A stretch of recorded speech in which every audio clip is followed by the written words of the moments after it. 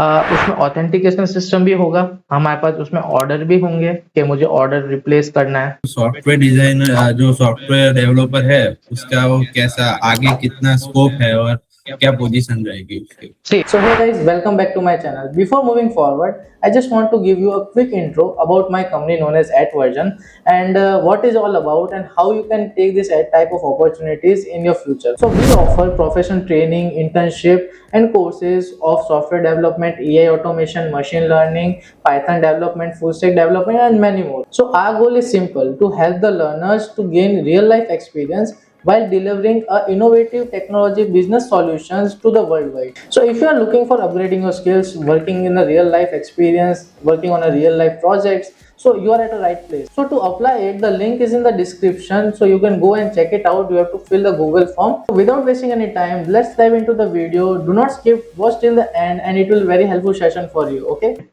अब आते हैं एक टॉपिक पे known as micro service architecture. अब माइक्रो सर्विसेज क्या होती है? इट्स नथिंग, हमारे पास एक ऐप है, राइट?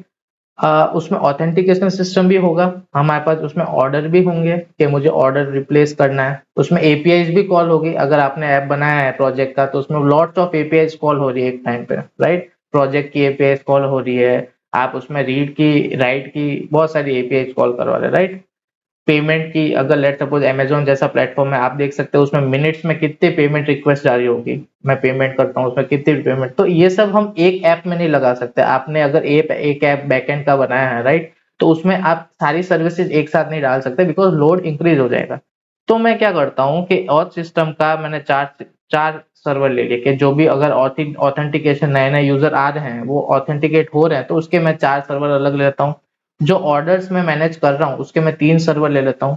एपीआई है उसके मैं 5 सर्वर ले लेता हूँ बिकॉज एपीआई ज्यादा कॉल होती है तो उसमें ज्यादा लोड चाहिए, तो अगर उसमें मैंने 4 सर्वर ले लिया। और पेमेंट में मैंने 2 सर्वर ले लिया क्योंकि पेमेंट ज्यादातर कैश ऑन डिलीवरी बहुत सारे ऑप्शन होते हैं, तो उस हिसाब से मैंने इसके ऐसे ऐसे करके ये 4 मैंने अपने प्रोसेसेस बांट दिए हैं, राइट? अब मैं क्या करता हूँ, सबके आगे एक लोड बैलेंसर लगा दिया, आप देख सकते हैं यहाँ पे सबके आगे मैंने एक लोड बैलेंसर लगा दिया। ओके, अब क्या करता है कि लेट सपोज आपने जैसे कोई भी ऐप बनाया है, ओके, तो हमने ऐसे ऐसे एपीआई बना रखे होगी आपने K slash auth slash order slash API, ऐसे ऐसे हम राउटिंग करते हैं। तो उसके लिए भी क्या होता है कि अब जैसे आपने युग ने ऑथेंटिकेशन वाला एपीआई कॉल की, ओके, और मिथुन ने पेमेंट के लिए एपीआई कॉल की, तो या तो सिस्टम पे एक ही रहा है बट रिक्वेस्ट दो अलग अलग आई है, तो मुझे कैसे, या फिर मुझे सिस्टम को या फिर मेरे सर्वर को कैसे पता चलेगा कि मुझे अगर ऑथ वाली आई है तो मुझे इसके अंदर जाना है, और अगर पेमेंट वाली आई है तो मुझे इस सर्वर में रिडायरेक्ट करना है, राइट? हमें पता है पर सिस्टम को तो नहीं पता हो सकता ना कि कैसे हम इसको रिडायरेक्ट कर सकते हैं। तो उसके लिए एक सर्विस आती है, वेट, हाँ, उसके लिए एक सर्विस आती है known as route routing. Route routing भी एक टाइप का सर्वर ही है, जस्ट उसमें जो फीचर्स होते हैं वो क्या होता है कि अगर मेरे पास किसी भी पर्टिकुलर टाइप की एक रिक्वेस्ट आई, जैसे ऑथेंटिकेशन या फिर मैं नया कह सकते हैं नया यूजर लॉगिन कर रहा हूँ, तो उसमें ये वाली एपीआई चाहिए, तो वो क्या करेगा, उसके अंदर कॉन्फ़िगरेशन होगी कि इस टाइप की रिक्वेस्ट को मुझे इस लोड बैलेंसर में रीडायरेक्ट करना है। ओके, और लेट्स सपोज मेरे पास ऑर्डर का कोई रिक्वेस्ट आया कि मैं ऑर्डर प्लेस करना चाहता हूँ, तो वो यहाँ पे रिक्वेस्ट देगा किसको, रूट राउटिंग को, और फिर वो जाएगा यहाँ पे इसके लोड बैलेंसर में, इस माइक्रो सर्विसेज के लोड बैलेंसर में। सो रूट राउटिंग का फिक्स काम है कि किसी भी चीज की request I of different different micro services, वो रीडायरेक्ट कर देगा on the similarity of the load balancer कि किस सिमिलर माइक्रो सर्विसेज में हमें उसको जाना है, राइट? इस पूरी चीज को क्या कहते हैं हम, एपीआई गेटवे। आपने बहुत बार सुना होगा कि एपीआई गेटवे है बड़े बड़े आर्किटेक्चर, बड़े बड़े सॉफ्टवेयर में, कि मैंने तो बैकएंड के आगे एक एपीआई गेटवे लगा रखा है, राइट? तो एपीआई गेटवे इज नथिंग, एक टाइप का रूट राउटिंग ही होता है। रूट राउटिंग क्या होता है कि मुझे डिफरेंट डिफरेंट रिक्वेस्ट पे रिक्वेंट रिक्वेंट माइक्रो सर्विस पे पहुंचना है, राइट? और ये भी यहाँ पे लोड बैलेंसर भी हमें आगे सेम काम करता है, जैसे हमने ऊपर आर्किटेक्चर ये वाला पढ़ा लोड बैलेंसर का, सेम आर्किटेक्चर यहाँ भी यूज आता है कि ये कैसे काम करता है कि ये अगर इसके पास एक रिक्वेस्ट है कोई भी सर्वर पे वो लोड बैलेंस कर देगा, राइट? तो ये एक पूरा सिस्टम होता है एपीआई गेटवे का। ये बहुत ज्यादा इंपॉर्टेंट है बिकॉज आगे भी लेट सपोज आपके पास डिफरेंट डिफरेंट माइक्रो सर्विसेज है, या आप अपने प्रोजेक्ट को मिलियन या 10,000 20,000 यूजर तक पहुंचाना चाहते हैं, तो एक साथ डिफरेंट डिफरेंट रिक्वेस्ट आएगी, पर एक साथ डिफरेंट रिक्वेस्ट हैंडल करने के लिए आपको एपीआई गेटवे का यूज करना पड़ेगा। तो इसमें लिए हमारे रूट राउटिंग का यहाँ पे यूज करते हैं, रूट राउटिंग, राइट? इसमें कोई doubt? Route routing API gateway clear, right. तो इसका एक ये मुझे इंटरनेट पे मिला था, जैसे आप अगर क्या कहते हैं AWS भी यूज करोगे आगे, तो उसका एक फिक्स चीज है, जैसे मेरे पास 2 यूजर है, राइट। तो वो क्या करते हैं, एक साथ रिक्वेस्ट मैंने मारी, तो ये जो एपीआई गेटवे जैसे मैंने डिस्कस किया था, ये वाला रूट राउटिंग, ये वाला हमारा, राइट। तो ये चीज ये देखो ये, राइट। और ये मेरे पास अलग अलग माइक्रो सर्विसेज है, जैसे अगर आपने इलास्टिक लोड बैलेंसर जो मैंने बताया, लोड बैलेंसर होता है ELB। उसके बाद लैम्डा फंक्शन कुछ नहीं होता, AWS में कोई स्क्रिप्ट रन करनी होती है हमें, तो उसके लिए हम लैम्डा फंक्शन यूज करते हैं। S3 bucket is just a database, cloud में जो डेटाबेस होता है उसको S3 बकेट कहते हैं। और अदर माइक्रो सर्विसेज, अगर लेट सपोज कोई भी माइक्रो सर्विसेज है, और यहाँ पे आप देख सकते हैं कि ये सर्विस 1 है, देखो स्लैश सर्विस 2 है, डॉक्यूमेंट है, और ऐसे अलग अलग रिक्वेस्ट आ रही है, राइट। तो ये जो क्या होता है, जैसे एपीआई गेटवे आया, वो इन सब सर्विसेज को एंटरटेन करती है, रीडायरेक्ट करती है, और फिर अगर लोड बैलेंसर लगा है तो हम उसे इसको रीडायरेक्ट कर देंगे। तो ये एक सिंपल आर्किटेक्चर होता है जो AWS भी यूज करती है नॉर्मल उसको, तो ये पूरा एपीआई गेटवे होता है, राइट। हम इस चीज को AWS क्लाउड बोलते हैं। ज्यादातर AWS का एग्जांपल इसलिए ले रहा हूँ कि ये बहुत ज्यादा फेमिलियर है, ज्यादा इंडस्ट्री में यूज आता है, ओरिएंटेड है। आपने भी अगर कहीं जॉब अप्लाई के लिए देखा होगा तो वहां आता है कि AWS क्लाउड इस फेमिलियर होना चाहिए, ऐसा कुछ आता है। तो AWS की रिक्वायरमेंट ज्यादा है, और आपको ये हेल्प भी करेगी आगे यूज करने में, राइट। इसमें कोई डाउट एपीआई गेटवे में, लोड बैलेंसिंग में किसी को? नहीं, ओके। अब आता है बैच प्रोसेसिंग एक बहुत ज्यादा इंपॉर्टेंट एस्पेक्ट है। अब आपने देखा होगा कि लेट सपोज आपने कोई ऑर्डर प्लेस किया, आपको तुरंत मेल आ जाता है कि you have place the order, ये टाइम पे, राइट। या फिर आपने कोई पेमेंट किया, तो तुरंत ही रीडायरेक्ट हो जाता है आपके पेटीएम में, या फिर तुरंत ही आपको ट्रैक ऑर्डर आ जाता है, ट्रैक आईडी आ जाती है मेल पे। तो ये आप अकेले तो हो नहीं जो ऑर्डर प्लेस कर रहे हो, you have with millions of users है आपके साथ जो प्लेस कर रहे हैं, तो उनको भी मेल जा रहा होगा, राइट। तो आप देख सकते हैं कि एक साथ इतना सारा प्रोसेस एक साथ कैसे होता है, उसको कहते हैं बैच प्रोसेसिंग। कि बल्क में मुझे मैसेज करना है मेरे ऐप से, कि अगर मुझे बल्क में मैसेज करना है, बल्क में ईमेल जा रहा है, या फिर बल्क में पेमेंट ऑप्शन हो रहे हैं, तो ये जो एक साथ बल्क में चीजें होती है उसको कहते हैं बैच प्रोसेसिंग, उसको एक बैच में जाता है। तो यहाँ पे मैंने एक एग्जांपल दे रखा है कि लेट सपोज मेरे पास एक पेमेंट सर्वर है, जो मैंने यहाँ पे आपको डिस्कस करा था, ये वाला, राइट। ये मेरा पेमेंट सर्वर है। तो ये जो पेमेंट सर्वर है, मैंने यहाँ पे उसको अलग से एक समझाने के लिए अलग से ले रखा है। तो ये पेमेंट सर्वर है, और मेरे पास एक बल्क सर्वर है। बल्क सर्वर भी इज नथिंग, एक टाइप के सर्वर है जिसमें मेरे खाली ईमेल चलेंगे। मैंने ईमेल वाला कॉन्फ़िगरेशन का एक अलग सर्वर बना दिया है। तो अगर मेरे पास कोई पेमेंट रिक्वेस्ट आई, राइट, तो वो सक्सेस हुई, तो मैं जाऊंगा मेल सर्वर के पास। मेल सर्वर क्या करेगा कि मुझे वो जीमेल वाली जो थर्ड पार्टी होती है, हमें मेल के लिए एक जीमेल की एपीआई ऐप पासवर्ड चाहिए होता है, राइट। तो उसके लिए थर्ड पार्टी हम उसको कनेक्ट करेंगे। तो इस ईमेल का क्या काम है, ईमेल सर्वर का, ये जीमेल से रीडायरेक्ट करेगा, उससे बात करेगा, और उसको पेमेंट के लिए अगर सक्सेस हो गया, अगर पेमेंट हो गया, तो मेल सेंड कर देगा, राइट। बट इसकी एक डिसएडवांटेज क्या है, ये एक सिंक्रोनस प्रोसेस होता है। सिंक्रोनस प्रोसेस क्या होता है कि मुझे, अगर मैं यहाँ पे रिक्वेस्ट भेजूं, और अगर जब तक मेरे पास यहाँ से सक्सेसफुल कमेंट नहीं होता, तो यहाँ पे वो रिस्पॉन्स नहीं आता, राइट। तो हमें वेट करना पड़ता है रिस्पॉन्स के लिए।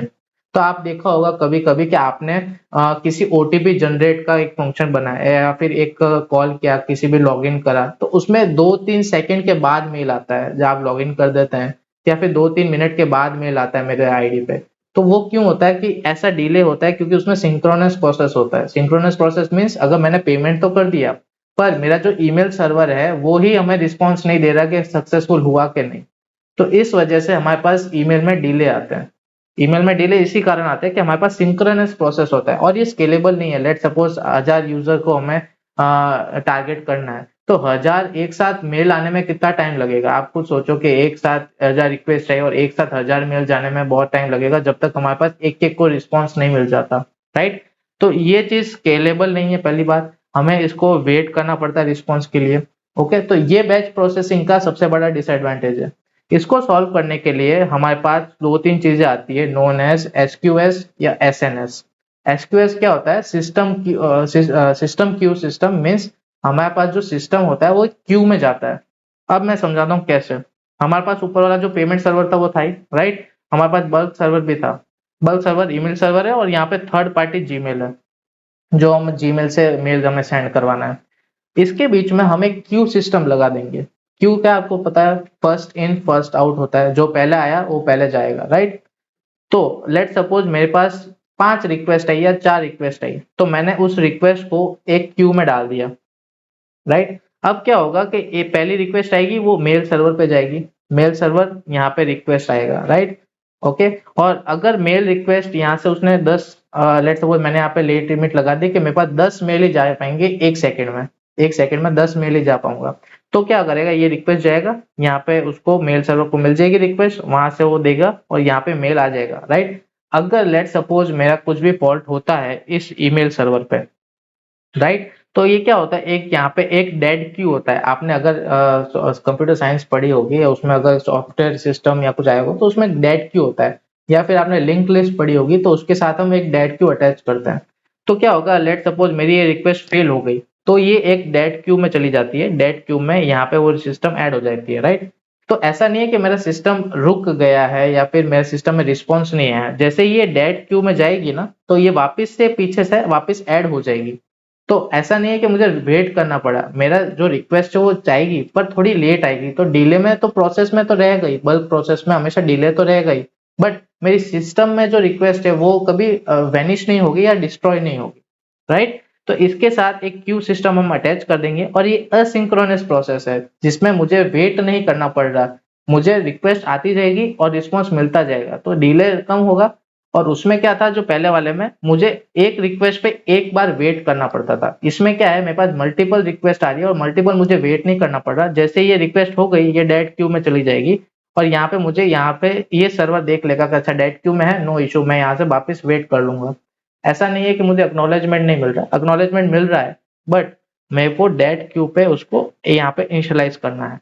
तो ये एक क्यू सिस्टम अटैच होता है जिसको हम AWS की भाषा में कहते हैं SQS, system queue system, right. एक सिस्टम दूसरे सिस्टम के बीच में Q, SQS system queue system, okay. अब क्या होता है कि आपको लेट सपोज पब्लिश करना है कुछ, कि आज मेरे पास बिग बिलियन डे सेल है, तो मुझे 1 लाख यूजर को मेल भेजना है, राइट। 1 लाख यूजर को मेल भेजना it's not a piece of cake, बहुत सारी चीजें लगती है। तो उसके लिए एक सिस्टम होता है known as SNS, publish server बोलते हैं इसको, पब सब सिस्टम बोलते हैं, पब सब सिस्टम मीन्स पब्लिश सिस्टम या फिर नोटिफिकेशन सिस्टम, राइट। तो ये एक SNS सिस्टम आता है, सेम यहाँ पे ही अटैच होता है यहाँ पे, राइट। तो लेट सपोज मैंने पेमेंट किया, मुझे 100 यूजर को ईमेल भेजना है कि आपका पेमेंट डन है, तो सेम सिस्टम लगता है, सेम क्यू सिस्टम होता है, बस इसका काम है पब्लिश करना, सबको अनाउंस करना। अब जैसे यू को कोई एग्जाम पास करता है, उसको अनाउंस करना अपने सारे फैमिली मेंबर्स को, राइट। तो वो क्या करेगा, व्हाट्सएप पे जाके ब्रॉडकास्ट बना देगा या फिर कोई ग्रुप बना देगा, उसमें अनाउंस कर देगा कि I am pass this exam. तो इसी तरह से ये SNS सिस्टम काम करता है, नोटिफिकेशन सिस्टम, राइट। अब सबसे बड़ा इसका डिसएडवांटेज क्या है कि लेट सपोज हमने ये नोटिफिकेशन सिस्टम यूज किया, ओके। तो इस नोटिफिकेशन सिस्टम मैंने युग ने मैसेज तो डाल दिया कि मैंने पास कर दिया ये एग्जाम, बट सामने से कोई मुझे थैंक यू या ग्रीटिंग ही ना आया, तो और युग को कैसे पता चलेगा कि मेरे रिलेटिव ने ये मैसेज रिसीव किया है कि नहीं किया, राइट। हमें एक्नॉलेजमेंट ही नहीं मिला, हमें कोई ग्रीटिंग्स ही नहीं मिली। तो उसके लिए सबसे बड़ा डिसएडवांटेज इसका यही है कि हमें एक्नॉलेजमेंट नहीं मिलता। अब लेट सपोज मेरे पास 20 यूजर थे, मेरा जो बैच प्रोसेसिंग था वो ये था कि मुझे व्हाट्सअप भी करवाना है, मुझे पेमेंट का मैसेज भी डालना है और मुझे ईमेल भी भेजना है, थैंक यू ईमेल। तो ये मेरे पास 3 बैच प्रोसेसेस है। अब लेट सपोज मैंने एक पब्लिश तो कर दिया कि हाँ मेरा पेमेंट हो गया है, अब इस पेमेंट होने पे मुझे 3 बैच प्रोसेस रन करने थे, राइट, कि मुझे व्हाट्सअप भी करना था, मुझे ईमेल भी भेजने थे और मुझे पेमेंट थैंक यू वाला भी मैसेज डालना था। बट इसमें से मेरा व्हाट्सएप वाला सर्वर में कुछ फॉल्ट थी तो वो गया नहीं। तो मुझे कैसे पता चलेगा कि व्हाट्सएप वाला सर्वर था वो फॉल्टी है कि नहीं है, मुझे कोई एक्नॉलेजमेंट नहीं मिली, राइट। तो इसके लिए एक सिस्टम हम ऐड करते हैं, पब सभी यूज करते हैं, बट उसमें एक सिस्टम हम ऐड कर देते हैं, कैसे। अब लेट सपोज इसका जो ये जो डिसएडवांटेज बताया मैंने, उसके एक आर्किटेक्चर बनता है known as fan out architecture, right. Fan out architecture क्या होता है मैं आपको बताता हूँ। अब ये जो है ये SQS सिस्टम है, जो मैंने ये क्यू बताया था ना ऊपर, ये वाला SQS सिस्टम, हमने 3 SQS सिस्टम लगा दिए, एक व्हाट्सएप का क्यू लगा दिया, एक ईमेल का क्यू लगा दिया और एक SMS का क्यू लगा दिया, राइट। जैसे यहाँ पे एक क्यू था ये वाला, हमने ऊपर ही यहाँ पे 2 क्यू और अटैच कर दिए ऐसे नीचे, गॉट इट। तो ये मेरे पास 3 क्यू हो गए और उस 3 क्यू में यहाँ जो सर्वर है, जैसे यहाँ पे एक बल्क प्रोसेस ईमेल सर्वर है, तो यहाँ पे मैंने एक व्हाट्सएप सर्वर लगा दिया, एक ईमेल सर्वर लगा दिया और एक SMS वाला सर्वर लगा दिया, राइट। तो सेम आर्किटेक्चर है, ये वाला जो हमने ऊपर देखा था, ये वाला आर्किटेक्चर मैंने खाली उसको 3 कर दिया है, 1 2 3 नीचे। ओके, तो एक व्हाट्सएप क्यों संभालेगा, एक ईमेल क्यों संभालेगा और एक एसएमएस क्यों संभालेगा। ओके, तो इसमें क्या होगा कि लेट सपोज मैंने पब्लिश सर्वर यहाँ लगा दिया, एक टाइप का सर्वर ही होता है पब्लिश सर्वर। तो लेट सपोज यहाँ पे मैंने बोला कि पेमेंट डन। ओके, तो ये तीनों को चाहेगा यहाँ पे, ये चीज तीनों को जाएगी कि पेमेंट डन हो चुका है, राइट। अब पेमेंट डन हो चुका है तो एसक्यूएस के साथ हमने पीबीएस भी यूज कर दिया, पीबीएस मींस पब्लिश सर्वर, एसक्यूएस और एसएनएस हमने साथ में यूज कर लिए। तो उससे क्या होगा, लेट सपोज यहाँ पे क्यू गया। ओके, मेरे पास 5 रिक्वेस्ट यहाँ गई, 5 रिक्वेस्ट यहाँ गई और 5 रिक्वेस्ट यहाँ गई। अगर लेट सपोज मेरे एक भी यहाँ रिक्वेस्ट फॉल्ट हो गया, लेट सपोज मेरा एसएमएस वाला नहीं चल रहा, तो मैंने आपको बताया था कि ये डेड क्यू में चला जाता है, हमारी जो रिक्वेस्ट होती है वो डेड क्यू में चली जाती है, राइट। तो जैसे ही डेड क्यू में चली गई तो मुझे यहाँ पे एक्नॉलेजमेंट मिल जाएगा कि ओके यहाँ पे डेड क्यू में चला गया, तो मेरा एसएमएस वाला सर्वर नहीं चल रहा, तो मुझे पता चल जाएगा। तो अगर हम एसक्यूएस और एसएनएस को साथ में यूज करते हैं तो हमारा एक फैन आउट आर्किटेक्चर बनता है, फैन आउट आर्किटेक्चर। जो हमारा डिसएडवांटेज था कि हमें एक्नॉलेजमेंट नहीं मिलती, वो हमें यहाँ से मिल जाएगी। अब लेट सपोज मेरा ये भी चल रहा है, ये भी चल रहा है, बट लेट सपोज मेरा व्हाट्सएप वाला नहीं चल रहा, तो ये रिक्वेस्ट अगर फेल होती है तो वो डेड क्यू में चली जाएगी। डेड क्यू में चले जाके बाद हम यहाँ पे पब्लिश सर्वर में देख सकते हैं कि अच्छा मेरा ये व्हाट्सएप वाला सिस्टम नहीं चल रहा है, तो मैं इस पे कुछ एक्शन ले सकता हूँ। तो ये एक्नॉलेजमेंट सिस्टम बहुत इंपॉर्टेंट होता है फॉर बल्क प्रोसेसिंग। अगर आप आगे जाके अगर आप देखेंगे भी कि बल्क प्रोसेसिंग कैसे काम करती है, तो आपको सेम आर्किटेक्चर मिलेगा। उसमें दो चीजें यूज होगी, एसक्यूएस और एसएनएस। ये दो चीजें आपको एडब्ल्यूएस में ज्यादा मिलेगी और आप उसको रियल टाइम में भी यूज कर सकते हैं, राइट। थोड़ा कॉस्टली होता है, एसएनएस थोड़ा कॉस्टली होता है, और आप देख सकते हैं व्हाट्सएप की एपीआई में भी एक मैसेज करने पे कितना कॉस्टली होता है, राइट। तो उसके हिसाब से ही होता है ये। ओके, यहाँ तक कोई डाउट किसी को, बैच प्रोसेसिंग में कोई भी इशू हो, कोई ना समझ में आया हो, ऐसा कुछ? Got it, right. Okay, great. अब मैंने जो ऊपर बात की थी, सेम ये वाला जो आर्किटेक्चर है मैंने ऊपर भी समझाया था कि हम हॉरिजॉन्टल स्केलिंग कर सकते हैं, राइट। अब उसमें मैंने एक वर्ड यूज किया था, रेट लिमिटिंग। रेट लिमिटिंग अब मैं आपको बताता हूँ क्या होता है कि ऐसा तो है नहीं कि ये जो लोड बैलेंसर है वो भी एक सर्वर ही है, उस पर भी लोड पड़ सकता है, एक साथ कैसा भी लोड आ सकता है, राइट। तो उसको हम क्या कहते हैं, मैनेज करने के लिए हम रेट लिमिटर लगाते हैं। रेट लिमिटर क्या होता है कि एक सेकंड में अगर मैं उसको बोल दूं कि मुझे 50 रिक्वेस्ट ही चाहिए, या एक सेकंड में मुझे 60 रिक्वेस्ट, 100, 1000 जितनी भी रिक्वेस्ट हम लिमिट करें, तो एक ऐसी लिमिट रिक्वेस्ट लगा दें। तो वो क्या करता है, लेट्स सपोज हमारे पास ये 2 यूजर आए और यहाँ पे हमने उसको रिक्वेस्ट की, तो what will will do, he will just go with a let limiter, let limiter या फिर लेट बैलेंसर, जो भी आप नाम को। तो लेट लिमिट यहाँ चेक करेगा कि अच्छा मेरे पास 2 लिमिट आई है, तो अगर मैं 2 लिमिट को ऑथेंटिकेट करता है, सबसे पहले वो चेक करता है कि वैलिड है कि नहीं, बिकॉज सिक्योरिटी पर्पज भी हमें देखना पड़ता है। बहुत सारे जो हैकर्स होते हैं वो क्या करता है, एक सर्वर पे बहुत सारी रिक्वेस्ट डाल देते हैं एक साथ ही, तो हमारा सर्वर उसको लोड नहीं ले पाता, और वो सर्वर बेसिकली लोड बैलेंसर ही होता है, पर उस पर इतनी रिक्वेस्ट आ जाती है, अगर हम लोग उस पर रेट बैलेंसर नहीं ये जो रेट लिमिटर है वो नहीं लगाया होगा, तो वो क्रैश कर जाएगा, तो हमारी वेबसाइट डाउन हो जाएगी, राइट। उसके लिए हमें रेट लिमिटर का काम 2 ही काम होता है। एक्सेस जो भी हमें एक आप कह सकते हैं एक टाइप का फिल्टर होता है लोड बैलेंसर के आगे, कि जितनी रिक्वेस्ट आ रही है अगर वो ऑथेंटिकेट है, ऑथेंटिकेट मीन्स वैलिड रिक्वेस्ट है। आपने बहुत सारी चीजें देखी होगी, अगर आप स्क्रैपिंग में भी जानते होंगे कि उसमें बॉट्स हम यूज करते हैं, स्क्रैपिंग में बॉट, तो एक बार बार 5-6 बार रिक्वेस्ट आती रहती है उसमें, तो वो क्या करती है, साइट को क्रैश करने में यूजफुल होती है। तो ऐसी रिक्वेस्ट को वो डिटेक्ट कर देता है, और डिटेक्ट करके उसको अवॉइड करता है, रिजेक्ट कर देता है, तो वो उसको एक्सेस नहीं कर पाता। तो ये रेट लिमिटर का काम होता है। आपने अगर अपने कंप्यूटर साइंस में 2-3 चीजें देखी होगी, जैसे सॉफ्टवेयर सिस्टम में लीकी बकेट और टोकन बकेट करके एल्गोरिदम्स होती है। अगर आपने एलओआर पढ़ा होगा या सिस्टम डिजाइन पढ़ा भी होगा आगे, अगर आप पढ़ोगे भी, तो इनमें लीकी बकेट और टोकन बकेट करके 2 एल्गोरिदम पढ़ाई जाती है, डेटा स्ट्रक्चर एल्गोरिदम में भी ये यूज आती है। तो ये 2 जो एल्गोरिदम है वो हम लेट लिमिटर एनालाइज करने के लिए यूज करते हैं। इसका मेरे पास एक डायग्राम भी है, जैसे ये टोकन बकेट एल्गोरिदम है, राइट।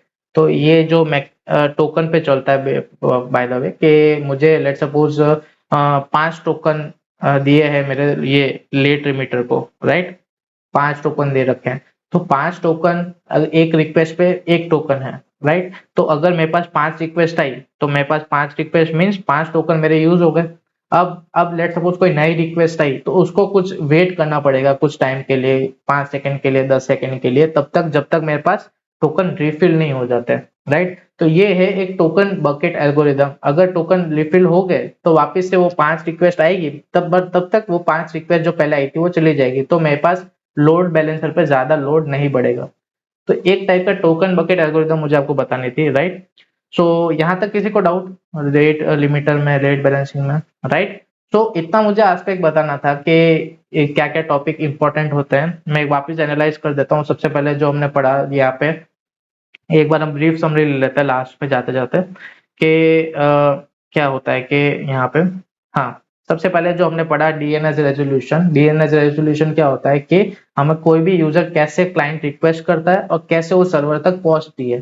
तो ये बेसिक आर्किटेक्चर होता है किसी भी सर्वर और यूजर का आर्किटेक्चर का, राइट, डीएनएस रेजोल्यूशन। दूसरा है कि हमारे पास दो टाइप की स्केलिंग होती है, एक वर्टिकल स्केलिंग और एक horizontal scaling.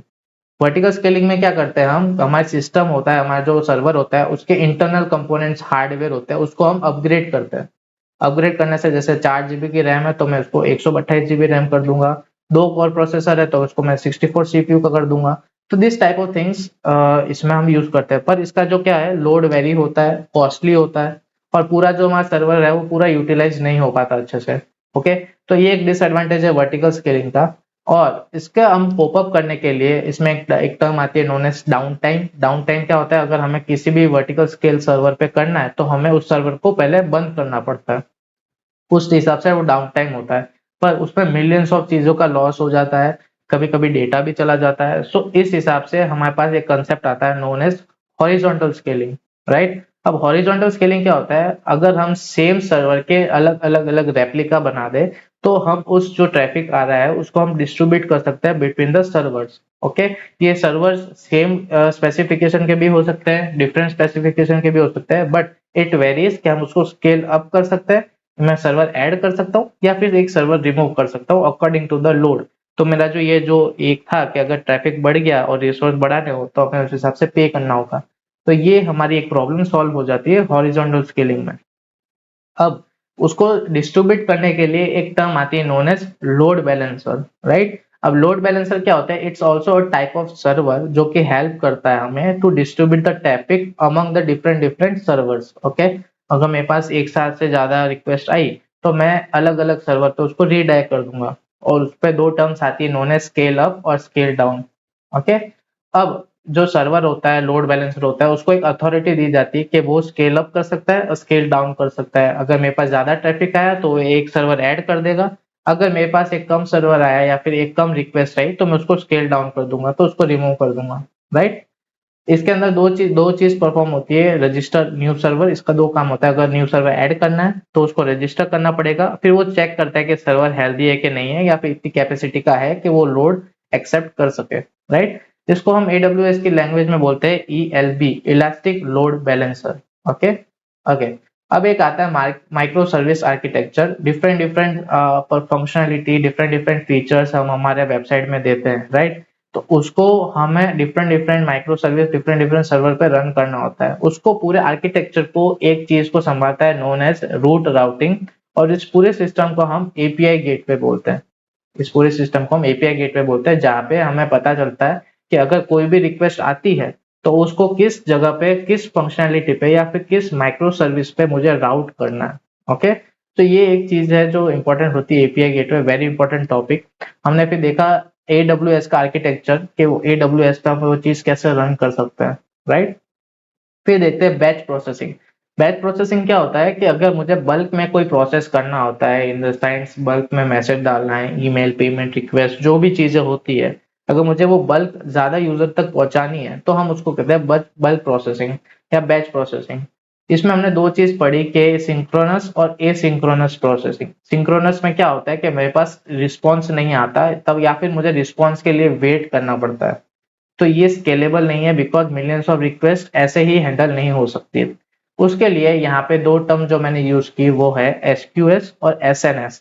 SQS is known as system queue system और SNS is system notification system. Notification का काम क्या होता है, सबको एक साथ अनाउंस करना कि yes this thing is happening, right. Notification आपको बताता है कि ये चीज हो रखी है। तो उसके लिए हम बीच में SQS सिस्टम यूज करते हैं। बट खाली SQS सिस्टम यूज करने से हमारे पास एक सिस्टम आती है, एक डिसएडवांटेज आता है कि मुझे एक्नॉलेजमेंट नहीं मिल रहा। एक्नॉलेजमेंट मीन्स मुझे पता नहीं चल रहा कि वो सिस्टम रन प्रॉपर्ली कर रहा है कि नहीं कर रहा। मैं मैसेज तो भेज रहा हूँ सबको, बट मुझे पता ही नहीं चल रहा है कि मेरे को वो रिसीव हुआ है कि नहीं हुआ है। उसके लिए हम यूज करते हैं यहाँ पे एक fan out architecture. Fan out architecture में दो चीजें हम एक साथ यूज करते हैं। एक है pubsub server. Pubsub server is nothing but a SNS system, right. ये पूरा SNS सिस्टम है और ये पूरा SQS सिस्टम है। जब भी हम रिक्वेस्ट भेजते हैं using pub sub means SNS system, तो वो सब पे सारे सर्वर पे एक साथ जाता है और अगर कोई सर्वर रिस्पॉन्स नहीं करता वो डेड क्यू से उसको हम एक्नॉलेज कर सकते हैं। तो अगर हम SQS और SNS एक साथ यूज करें ऑन अ बैच प्रोसेसिंग, तो हमें फैन आउट आर्किटेक्चर मिलता है, which is very important in big software, in big components. तो कोई भी बल्क बैच प्रोसेसिंग करनी होती है तो हम always use SNS and SQS simultaneously. Okay. फिर एक चीज आती है रेट लिमिटर, वो की हेल्प करता है। Is a type of filter on the about the load balancer, जो कि हेल्प करता है सबसे पहले ऑथेंटिकेट करने में कि कोई रिक्वेस्ट आ रही है वो वैलिड रिक्वेस्ट है कि नहीं, कि वो हैकर से आई है कि नहीं आई है, राइट। दूसरा होता है कि वो लिमिट सेट कर देता है कि 1 सेकेंड में या फिर एक पर्टिकुलर टाइम पीरियड पे मेरे पास इतनी ही रिक्वेस्ट अलाउड है, उसके बाद वो वेट कराता है। वेट कराने के लिए हमारे पास दो आर्किटेक्चर या दो एल्गोरिदम्स होती है। ऐसे तो बहुत सारी होती है but we mainly use leaky bucket and token bucket, right. तो मैंने यहाँ पे टोकन बकेट का एक आर्किटेक्चर बताया था। टोकन बकेट का आर्किटेक्चर क्या होता है कि लेट सपोज मेरे पास 5 टोकन, मैंने अपने लोड बैलेंसर को लेट लिमिट दे रखी है कि मेरे पास 5 टोकन ही कंज्यूम हो सकते हैं। तो अगर मेरे पास 5 रिक्वेस्ट आई तो वो 5 टोकन, एक रिक्वेस्ट का एक टोकन होता है, तो वो कंज्यूम करके चला जाएगा। अब मेरे पास लेट लिमिटर के पास कोई टोकन नहीं है तो वो रिफिल करेगा। तो रिफिल करने का जो टाइम पीरियड है और जो रिक्वेस्ट आने का टाइम पीरियड है तो वो डिफरेंट होता है। दैट्स वाई उसको रिक्वेस्ट को पॉज कर देता है कि मेरे पास अभी टोकन नहीं है, अब रिफिल करने के लिए टाइम लगेगा। तो वो उस चीज को प्रिवेंट करता है कि एक साथ मेरे पास ज्यादा रिक्वेस्ट ना आए। तो ये एक टोकन बकेट एल्गोरिदम थी। ओके, कैसा रहा ये पूरा लेक्चर, समझ में आया आपको? Okay, great.